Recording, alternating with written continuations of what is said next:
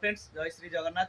आज आउ जने भाई आसछंती, भाई भी बहुत दूर आसछंती, पुणी लंच टाइम रे आसले कहीं आम शॉप 1:30 रु बंद हो जाए 4:30 पर्यंत। भाई ऑलरेडी आसते 2टा बेले कहले कि भाई टिके आसतु मोर ट्रेन भी अच्छी जीवाई। भाई बहुत दूर आसते रायगढ़ ठू भी आउरी 60 किलोमीटर दूर।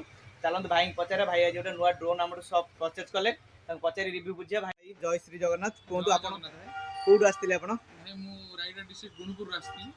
रायगढ़ एठू केते किलोमीटर हम मैक्सिमम आपको? मो सहर रायगढ़ 70 किलोमीटर। 70 किलोमीटर मैंने रायगढ़ टू 70 किलोमीटर भाई मैंने एक्सपेक्ट 400 पाखापाखि किलोमीटर 400 किलोमीटर आसछंती।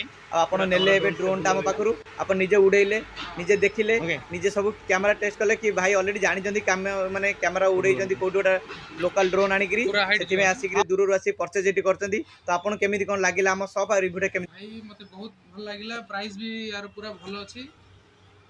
माने भाबी नथली जे एते दूर राशि की हैरान हेबी इनती सब भाबुतली, बाकी भाई मते पूरा सहयोग कर देले।